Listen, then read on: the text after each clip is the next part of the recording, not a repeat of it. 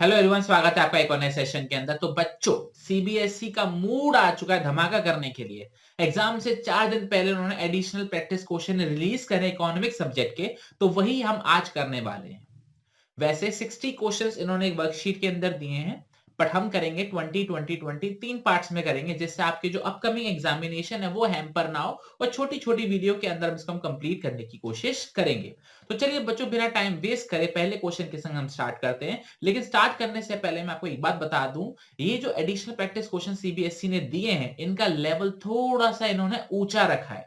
ऊंचा in the sense, इन्होंने जो मेरे ट्रेडिशनल क्वेश्चंस है, आज तक आपने जितने भी क्वेश्चंस करे हैं, बुक में करे हैं, यूट्यूब पे वीडियोस के थ्रू करे हैं, सैंपल पेपर में करे हैं, इनका लेवल उससे थोड़ा सा ऊपर है, +1 आप कह सकते हो। तो ध्यान रखना, हर एक क्वेश्चन बहुत ही इंपॉर्टेंट है। पता चला कि एग्जाम में सेम टू सेम या कोई रिलेटेड क्वेश्चन आ गया तो चलिए बच्चों स्टार्ट करते हैं। पहला क्वेश्चन क्या दे रखा है?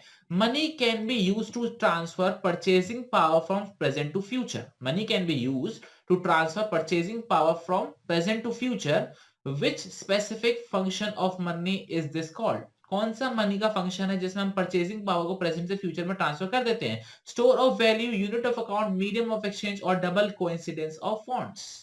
तो इसका जो बच्चों करेक्ट आंसर है वो है हमारा option number A, store of value. Store of value क्यों है? क्योंकि हम पैसे को स्टोर कर सकते हैं, जिससे हम आज पैसा ना खर्च करके फ्यूचर में उसको यूज कर सकते हैं।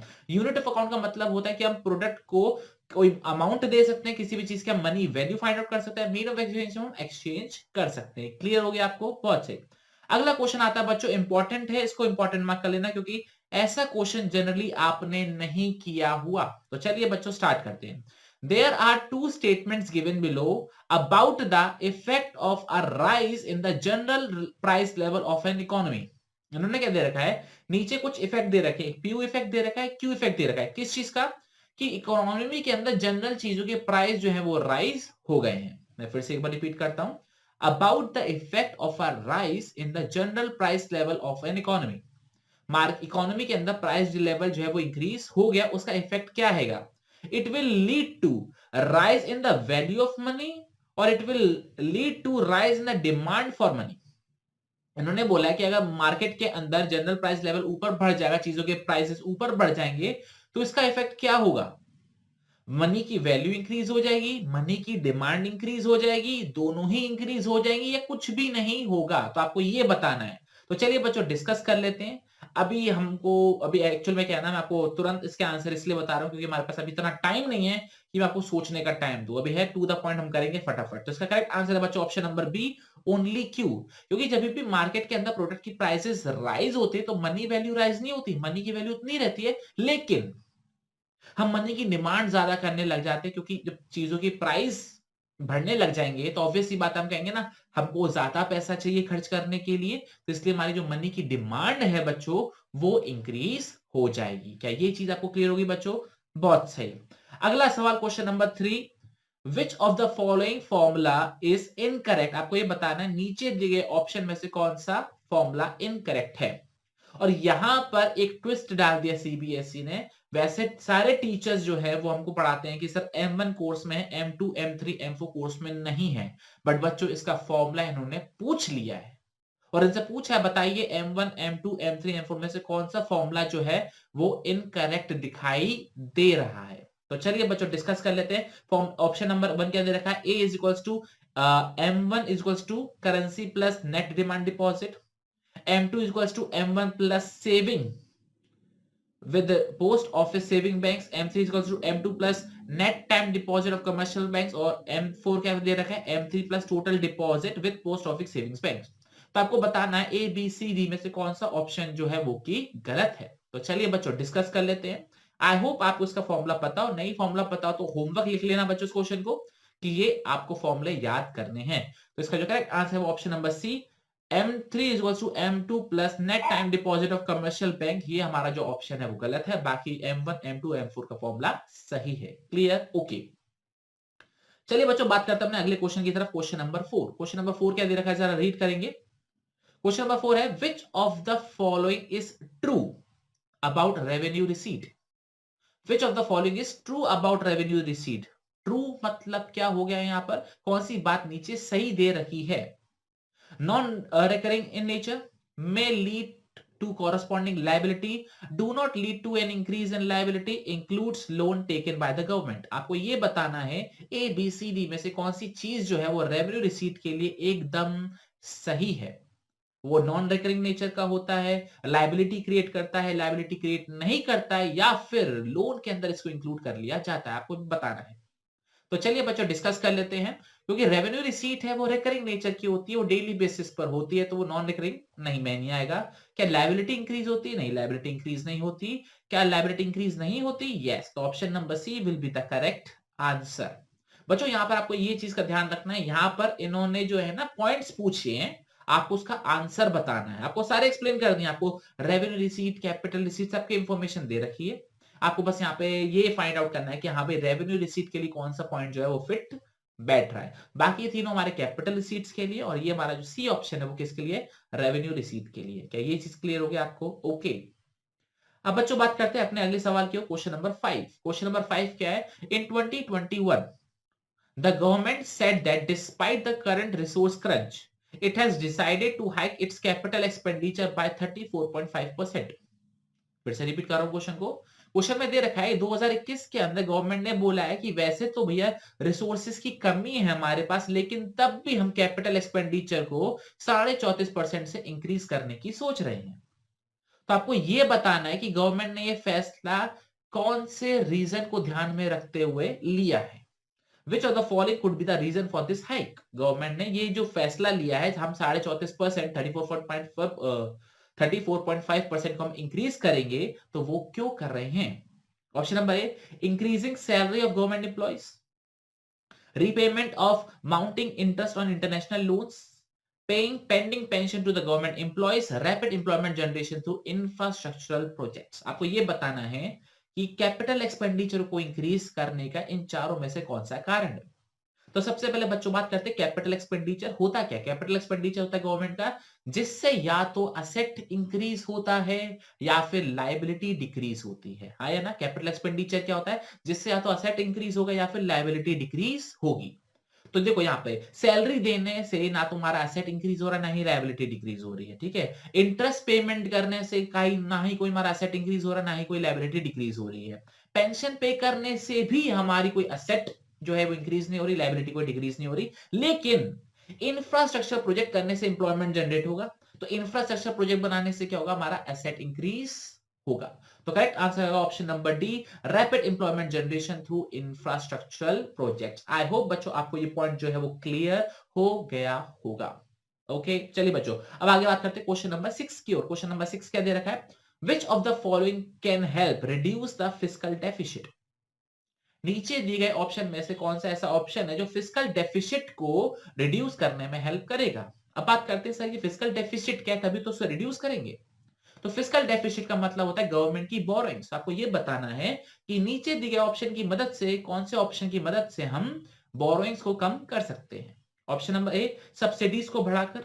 ऑप्शन नंबर बी, प्रॉफिट्स को इंक्रीज कर। ऑप्शन नंबर सी, हम पब्लिक गुड्स में ज्यादा पैसा इन्वेस्ट करेंगे तो हमारी बोरिंग्स कम हो जाएंगी, या फिर हम टैक्स कम कर दें पब्लिक का तो हमारी बोरिंग्स कम हो जाएंगी। तो आपको यह बताना है ए बी सी डी में से कौन सा ऑप्शन है जिससे फिस्कल डेफिसिट या बोरिंग्स हमारी कम हो जाएंगी। तो चलिए बच्चों डिस्कस कर लेते हैं। बच्चों सब्सिडीज इंक्रीज करेंगे तो गवर्नमेंट का खर्चा बढ़ेगा, और खर्चा बढ़ने से बोरोइंग्स कम नहीं होती। ऑप्शन नंबर बी, अगर प्रॉफिट्स इंक्रीज हो जाएंगे तो हम पेमेंट, हमारे पास प्रॉफिट्स आएगा तो ऑब्वियस सी बात है हम बोरोइंग्स का रीपेमेंट कर पाएंगे, तो यहां पर हमारी बोरोइंग्स कम हो जाएंगी। तो ऑप्शन नंबर बी में तो बोरोइंग्स कम हो रही हैं, ठीक है। इन्वेस्टिंग इंप्रूविंग पब्लिक गुड्स को इंप्रूव करने के लिए पैसा खर्च करेंगे तो बोरोइंग्स पे कोई असर नहीं पड़ेगा। टैक्स कम कर देंगे तो पैसा कम आएगा तो ऑब्वियस सी बात है बोरोइंग्स कम नहीं होंगी। तो option number B will be the correct answer, increasing the profits of PSUs. Clear हो गया आपको बच्चों? बहुत सही। अगला सवाल बच्चों क्या दे रखा है जरा रीड करेंगे। Which of the following will be debited to capital account of India's balance of payment account? Balance of payment के कैपिटल में डेबिट साइड में कौन सी चीज रिकॉर्ड करी जाएगी? सबसे पहले बच्चों बात करते हैं कैपिटल अकाउंट में आता क्या है। कैपिटल अकाउंट के अंदर वो सारे ट्रांजैक्शंस आते हैं जिससे किसी भी कंट्री के असेट्स या लायबिलिटी स्टेटस को फर्क पड़ता है, या तो आपका असेट इंक्रीज होंगे या डिक्रीज होंगे, या फिर लायबिलिटी इंक्रीज या डिक्रीज होगी। और डेबिट का मतलब क्या होता है? आउटफ्लो। क्रेडिट का मतलब क्या होता है यहाँ पर? इनफ्लो। तो आपको ये बताना है कि असेट लायबिलिटीज को फर्क करने वाला आउटफ्लो कौन सा है? तो चलिए बच्चों ऑप्शंस की तरफ आते हैं। पहला ऑप्शन क्या दे रखा है? An Indian women buying a Chinese company. Chinese company खरीद रही हमारी भारतीय महिलाएं। Women, women power. An Indian woman sending remittances home from the UK. Okay. An American company buying sharings of an Indian company. An American company selling mobile phones to Indian customer. आपको ये बताना है कौन से ऐसे point में outflow हो रहा है और दूसरी चीज हमारे असेट्स या लायबिलिटीज में फर्क पड़ रहा है। तो इंडियन वुमेन अगर चाइनीज कंपनी बाय करेगी तो ऑब्वियस सी बात है कंट्री के एसेट्स इंक्रीज होंगे, और जब हम चाइनीज कंपनी खरीद रहे हैं तो पैसा आएगा या जाएगा? जाएगा। ठीक है, तो option A will be the correct answer. ठीक है, बाकी में रेमिटेंसेस पे कर रहे हैं तो रेमिटेंसेस हमारे यूनिलेटरल ट्रांसफर होते हैं, वो करंट अकाउंट के अंदर आ जाएंगे। अमेरिकन कंपनी इंडियन कंपनी के शेयर्स खरीदी है तो ऑब्वियसली बात है पैसा इनफ्लो हो रहा है, आउटफ्लो नहीं हो रहा। और कोई भी चीज अमेरिकन हमको मोबाइल फोन्स बेच रही है तो मोबाइल फोन बेच रही है, हमारा पैसा खर्च हो रहा है, डेबिट साइड तो जाएगा, लेकिन mobile phones asset liability status change नहीं करेगा, वो करंट अकाउंट के अंदर आ जाएगा। बच्चों अगर आपको मेरी आज की स्पीड थोड़ी सी तेज लग रही है तो वो तेज इसलिए है क्योंकि हमारे पास एग्जाम में टाइम कम है और मैं नहीं चाहता कि आपका टाइम थोड़ा सा भी वेस्ट हो। ठीक है, तो बच्चों आते अपने क्वेश्चन नंबर 8 की, और क्वेश्चन नंबर 8 क्या जरा रीड करेंगे बच्चों। इन 2020 India's purchasing power parity was 22 national unit rupees पर यूएस डॉलर। इस लाइन का मतलब क्या है आपको ये बताना है बच्चों ऑप्शन के अंदर। Goods that can be bought for $1 in US would require 22 rupees in India. ऊपर जो लाइन दे रखी है कि इंडिया की परचेजिंग पावर पैरिटी 2020 में कितनी थी? 22 रुपए प्रति एक यूएस डॉलर। इसका लाइन का मतलब क्या है? पहला, ए गुड्स जो यूएस के अंदर $1 के मिलते हैं वो भारत में 22 रुपए के मिलेंगे। ऑप्शन नंबर बी, गुड्स जो इंडिया के अंदर $1 का मिलता है वो यूएस में $22 का मिलता है। Option number C, goods that can be bought for $1 in the US would require $22 in India. Goods जो यूएस में $1 का मिलता है वो इंडिया के अंदर $22 का मिलेगा, या फिर गुड्स जो इंडिया के अंदर ₹1 का मिलता है वो यूएस में $22 का मिलेगा। आपको ये बताना है ए बी सी डी में से कौन सा ऑप्शन है जो कि करेक्ट है। तो बहुत ही सिंपल है, इसमें तो बिल्कुल भी टाइम वेस्ट आपका नहीं होना चाहिए। करेक्ट आंसर ऑप्शन नंबर ए, गुड्स जो यूएस में $1 का मिलता है इंडिया में वो ₹22 का मिलेगा, और बाकी सारे ऑप्शंस जो हैं वो गलत हैं। ओके, चलिए बच्चों रीड करते हैं क्वेश्चन नंबर 9। क्वेश्चन नंबर 9 क्या दे रखा है? इन 20th century under British rule, India had an export surplus. Where was the surplus used? बच्चों अभी तक क्वेश्चन नंबर 1 to 8 हमारे मैक्रो के थे। क्वेश्चन नंबर 9 से हमारा इंडियन इकोनॉमी स्टार्ट हो गया। चैप्टर नंबर 1 का क्वेश्चन है कि 20th सेंचुरी के अंदर ब्रिटिश रूल के अंदर इंडिया एक एक्सपोर्ट सरप्लस कंट्री थी, मतलब इंडिया के एक्सपोर्ट ज्यादा होते थे और इंपोर्ट कम होते थे। तो क्वेश्चन में ये पूछा जा रहा है कि वो एक्सपोर्ट का जो सरप्लस पैसा था वो कहां यूज होता था। अगर आपको याद हो बच्चों, हमारे पास एक टॉपिक था drain of Indian wealth. Drain of Indian, उसमें हमारे 3 ऑप्शंस थे, तो उसमें से ऑप्शंस दे रखे होंगे और आपको करेक्ट आंसर इसका बताना है। To invest in capital goods industries in India, to invest in capital goods industry in Britain, to meet official and war expenses of British, या to pay the salaries of Indian government employees। आपको ये बताना है जो export surplus का जो पैसा था वो कहाँ यूज होता था।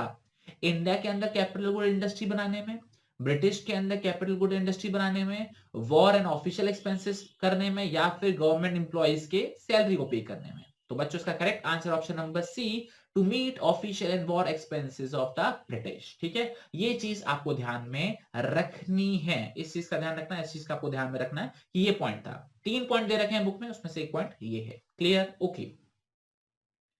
अगला सवाल, the colonial government made no sincere attempts to estimate India's national and per capita income, but most studies found that India's national income growth in the pre-independence era was dash and per capita income growth was dash.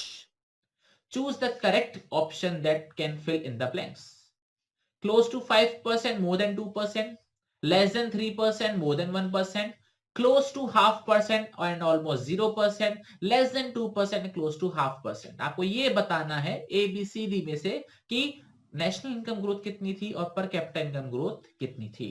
तो इसका बच्चों correct answer है option number D, less than 2%, close to 0.5%। ये चीज आपको दिमाग में रखनी है, ये चैप्टर नंबर 1 का ही क्वेश्चन है और स्टार्टिंग वाले टॉपिक में ही है। क्लियर हो गया आपको? ओके। अब बच्चों बात करते हैं क्वेश्चन नंबर 11 की। क्वेश्चन नंबर 11 क्या दे रखा है, जरा रीड करेंगे। Under the British system of land settlement the zamindars due to the state were fixed, what this means for the cultivators. इन्होंने क्या बोला है कि ब्रिटिश लैंड सेटलमेंट सिस्टम के अंदर जमींदार के जो स्टेट को लेके जो ड्यूज थे, स्टेट मतलब गवर्नमेंट को लेके जो ड्यूज थे वो फिक्स्ड थे। इसका कल्टीवेटर पर मीनिंग क्या पड़ता है? They received investment support to increase production, they were exploited and forced to pay rent regardless of the produced, they had the support of landlord against the oppressive policy of the British, they were forced to shift from food crops to commercial crops leading to food scarcity। आपको ये बताना है, आपको ये बताना है कि जमींदार को जो पैसा पे करना था अपनी ब्रिटिश गवर्नमेंट को वो फिक्स था। इसका मतलब यहां पर क्या बनता है हमारे कल्टीवेटर्स के लिए कि जो फिक्स रेंट था वो उनको दिया जाएगा जिससे वो प्रोडक्शन को इंक्रीज कर सकें, या उनको फोर्स किया जाता था, उनको एक्सप्लॉइट किया जाता था, तुम्हारा प्रोडक्शन हो चाहे ना हो तुमको रेंट पे करना ही पड़ेगा। ऑप्शन नंबर सी, वो ब्रिटिश की जो पॉलिसीज थी उसके खिलाफ उनका साथ देते थे जमींदार, या फिर डी, उनको जबरदस्ती फूड क्रॉप से कमर्शियल क्रॉप पे शिफ्ट किया जाता था जिससे फूड स्कैरसिटी हो गई। तो इसका करेक्ट आंसर बच्चों option number B, they were exploited and forced to pay rent regardless of the produce. कि क्योंकि जमींदार जो हमारे लोग थे उनको गवर्नमेंट को, ब्रिटिश गवर्नमेंट को रेंट देना ही पड़ता था, और अब वो नहीं देते तो उनके राइट्स छीन लिए जाते थे। तो वो क्या करते थे, हमारे जो फार्मर्स थे, हमारे जो कल्टीवेटर्स थे, उन पर जोर जमाते थे, जबरदस्ती करते थे कि आपका प्रोडक्शन हो चाहे ना हो आपको हमको रेंट पे करना पड़ेगा क्योंकि हमको ऊपर पे करना है। ठीक है ना, ये चीज हमारी इसके अंदर होती थी। क्लियर? ओके। अब बच्चों बात करते हैं क्वेश्चन नंबर 12 की। क्वेश्चन नंबर 12 क्या, जरा रीड करेंगे। There are two statements given below about the changes in the structural composition in the period 1950-1990।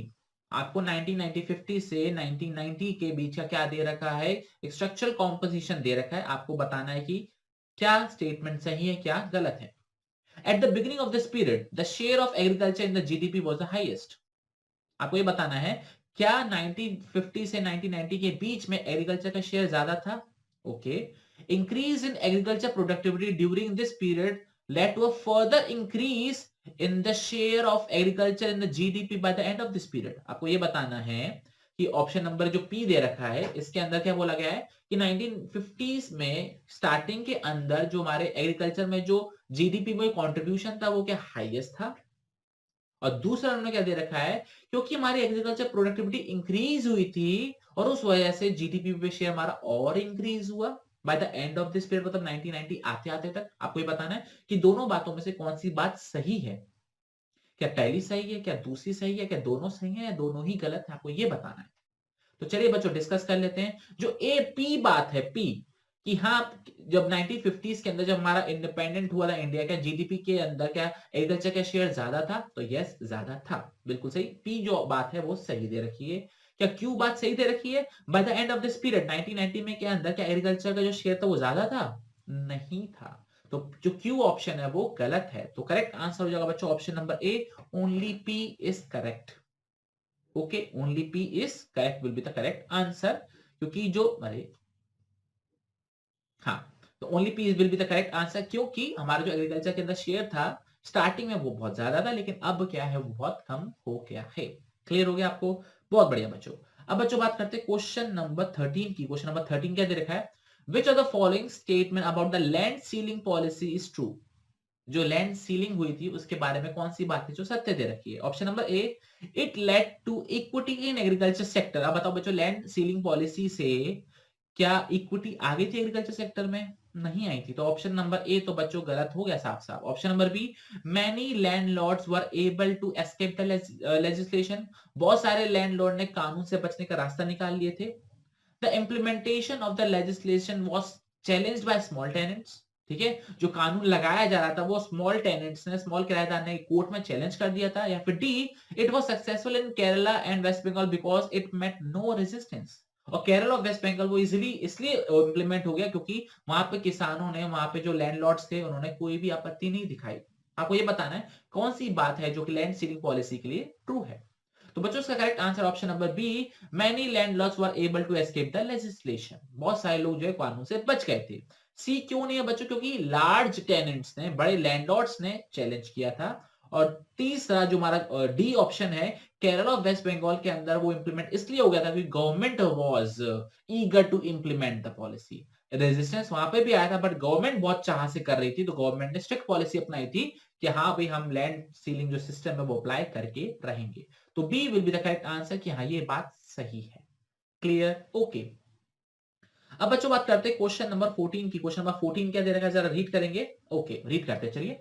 There are two statements given below marked as assertion and reason. Read the following statement, choose the correct option. Assertion क्या दे रखा है, India's green revolution is an example of how productivity of scarce land resources can be increased with the improved production technology. Green revolution system ये बताता है कि हाँ भाई आपके भले ही लैंड जो है वो कम है, लेकिन टेक्नोलॉजी की मदद से हम जो प्रोडक्शन है उसको इंक्रीज कर सकते हैं। रीजन क्या दे रखा है, because of the green revolution farmers produce far large quantity of food grains that were possible on the same piece of land. आपको ये बताना, because green revolution farmer produce, क्योंकि उन्होंने पहले इसके मुकाबले ज्यादा प्रोडक्शन कर लिया था उसी एरिया पे जो पहले नहीं कर पा रहे थे। तो आपको ये बताना है क्या असर्शन सही है, क्या रीजन सही है, क्या दोनों का एक्सप्लेनेशन सही है या एक्सप्लेनेशन गलत है, आपको ये बताना है। तो चलिए बच्चों डिस्कस कर लेते हैं। इसका जो करेक्ट आंसर बच्चों है option number C, both A and R are true and R explain A. Green revolution मतलब होता है कि टेक्नोलॉजी की मदद से आप कम एरिया में ज्यादा प्रोडक्शन कर सकते हो, और वही बात इन्होंने रीजन में भी बोली है। और फार्मर्स क्या कर रहे थे, उसी सेम जगह पर टेक्नोलॉजी की मदद से पहले के मुकाबले ज्यादा प्रोडक्शन कर पा रहे थे। तो 14 का जो करेक्ट आंसर वो जो है ऑप्शन नंबर सी। क्या है, आपको समझ में आ रहा है पॉइंट? बहुत बढ़िया। अब बच्चों बात करते हैं क्वेश्चन नंबर 15 की। बच्चों आज हम करने वाले हैं 20 तक, ठीक है, ओके। क्वेश्चन नंबर 15 क्या है, what kind of tariff policy was needed to protect domestic producers from foreign competition after independence. 1950 से 1990 के बीच में डोमेस्टिक प्रोड्यूसर्स को बचाने के लिए गवर्नमेंट ने कौन सी पॉलिसी फॉलो करी थी? Low import tariffs, reduce import quota, low import tariffs, increase import quota, high import tariffs and reduce import quota, या फिर डी हाई इंपोर्ट टैरिफ्स या फिर इंक्रीज्ड इंपोर्ट कोटा। आपको ये बताना है इन चारों में से कौन सी पॉलिसी उन्होंने फॉलो करी थी। तो चलिए बच्चों डिस्कस कर लेते हैं इसका करेक्ट आंसर। इसका करेक्ट आंसर बच्चों option number C, high import tariffs and reduce import quota. मतलब जो इंपोर्ट पर जो टैक्सेस थे, एक सेकेंड, जो इंपोर्ट पर जो टैक्सेस थे वो ज्यादा थे, और जो क्वांटिटी जितनी ला सकते थे उसको कम कर दिया गया था। कम इंपोर्ट करोगे ज्यादा टैक्स दोगे, ठीक है ना, आप कम इंपोर्ट करोगे ज्यादा टैक्स दोगे, तो इस चक्कर में लोग बाहर से कम सामान मंगाते थे, और जो हमारी डोमेस्टिक इंडस्ट्री थी वो फॉरेन कंपटीशन से बच रही थी ड्यूरिंग दिस पॉलिसी। क्या ये चीज आपको क्लियर हो गई बच्चों? ओके, चलिए बच्चों बात करते हैं क्वेश्चन नंबर 16 की। वो क्या दे रखा है, जरा रीड करेंगे। Manu is a construction worker who travels between his village and the nearby city in search of work. When she is hired, she get 10-15 days of work after he is employed again.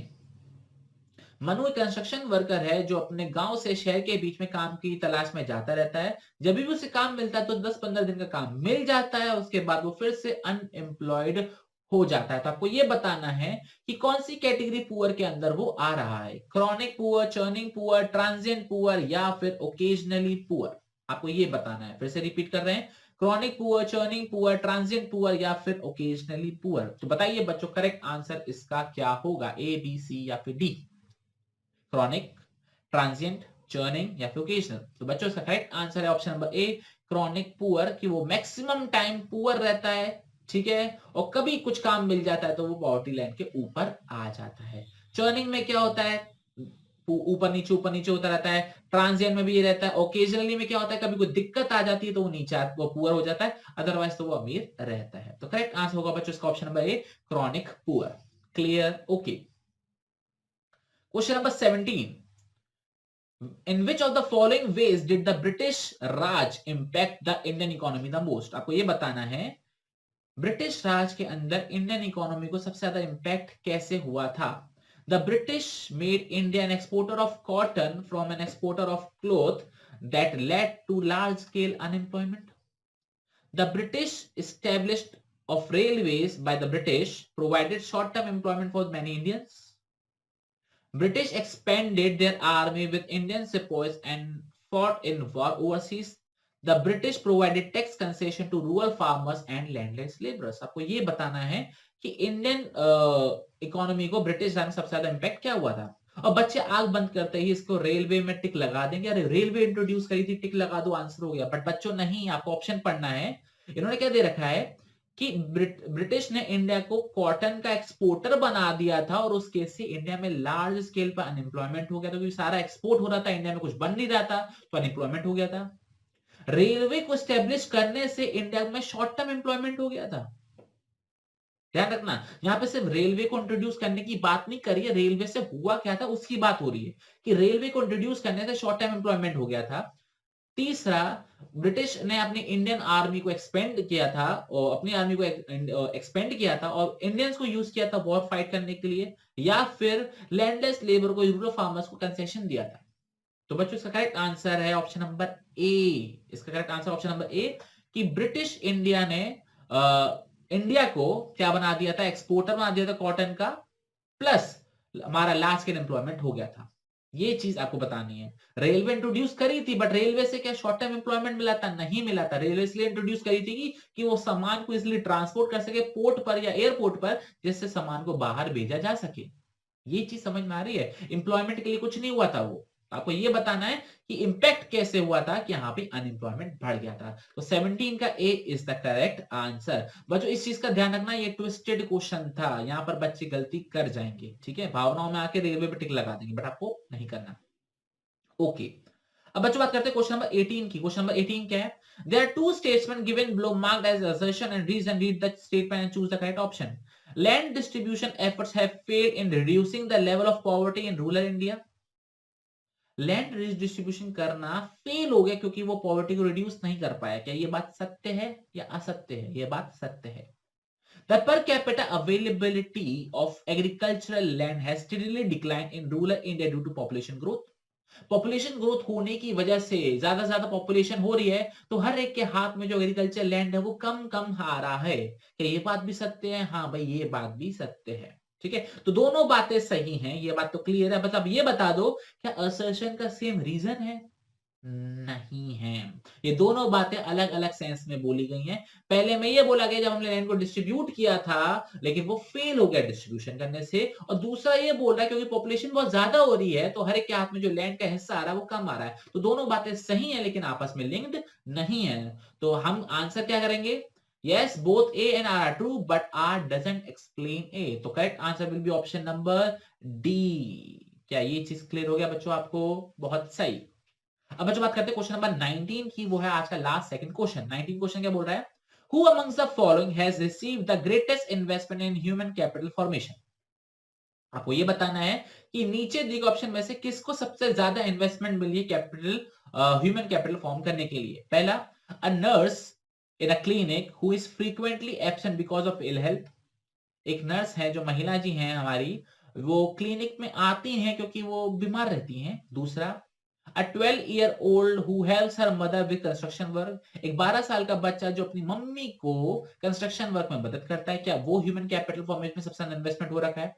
तीसरा, a 10th pass girl who work as a store manager in a mall.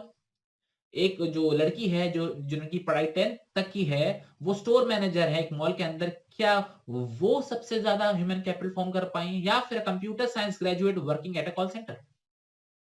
तो बताइए, human capital formation में सबसे ज्यादा जो investment है वो किस में हो रहा है? ए, बी, सी या फिर डी? बताइए बच्चों, करेक्ट आंसर क्या होगा?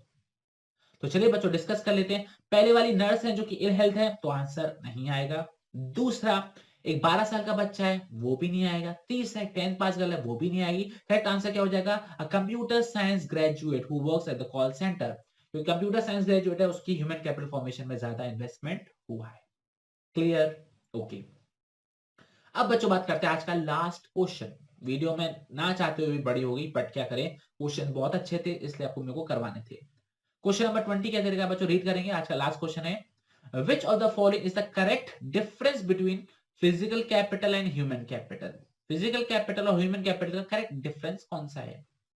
Physical capital can be sold but human capital can not be sold. हम फिजिकल कैपिटल को बेच सकते हैं लेकिन ह्यूमन कैपिटल को बेच नहीं सकते। बी, फिजिकल कैपिटल को उसके ओनर से सेपरेट नहीं कर सकते बट ह्यूमन कैपिटल को उसके ओनर से सेपरेट कर सकते हैं। C, physical capital provide both private and social benefits but human capital provides only social benefits. D, depreciation of physical capital can be arrested with more investment while human capital will continue to deplete। आपको ये बताना A B C D में से कौन सा correct difference है physical capital और human capital के बीच में। तो चलिए बच्चों डिस्कस कर लेते हैं। इसका जो करेक्ट आंसर बच्चों है option number A, physical capital can be sold but human capital can not be sold. बच्चों आप अपने एक्सपीरियंस को नहीं बेच सकते, आप अपनी स्किल को नहीं बेच सकते, बट आप मशीन को बेच सकते हो। ठीक है, तो ह्यूमन कैपिटल का मतलब क्या होता है? आपकी स्किल, आपकी नॉलेज, आपकी एक्सपर्टीज, इसको नहीं बेचा जा सकता। बट फिजिकल कैपिटल मतलब टेंजिबल आइटम्स को बेचा जा सकता है। ठीक है, physical capital can not be separated from its owner, separate किया जा सकता है। ऑब्वियस सी बात है, अगर मेरे पास कोई टेंजिबल गुड्स है जिसका मैं मालिक, उसको मैं बेच दूंगा तो क्या वो मुझसे सेपरेट हो गया? हो गया। बट ह्यूमन कैपिटल की को सेपरेट किया जा सकता है? नहीं किया जा सकता। मेरी कोई स्किल, मेरी नॉलेज मुझसे नहीं छीनी जा सकती। ठीक है, तो वैसी सी होगा, वैसी डी होगा। तो करेक्ट आंसर होगा बच्चों इसका ऑप्शन नंबर ए कि फिजिकल कैपिटल को बेचा जा सकता है और ह्यूमन कैपिटल को बेचा नहीं जा सकता। क्लियर? कोई डाउट, कोई परेशानी? ओके, तो बच्चों ये थे हमारे क्वेश्चन नंबर 1 to 20। अब आएंगे अगले सेशन के अंदर, हमारे आएंगे क्वेश्चन नंबर 21 to 40। उसके बाद एक और पार्ट आएगा जिसके अंदर आएंगे 41 to 60। ऐसे 60 क्वेश्चन हम कंप्लीट करेंगे। ध्यान रखना क्वेश्चन बहुत ही ज्यादा इंपॉर्टेंट है और एक लेवल ऊपर पूछा जा रहा है। ठीक है, ओके, तो बच्चों मुलाकात करेंगे आपसे अगले सेशन के अंदर। तब तक अपना बहुत बहुत ख्याल रखिए and all the very best, क्योंकि आपके एग्जाम अब स्टार्ट हो ही गए हैं। जय हिंद, जय भारत, टाटा बाय बाय।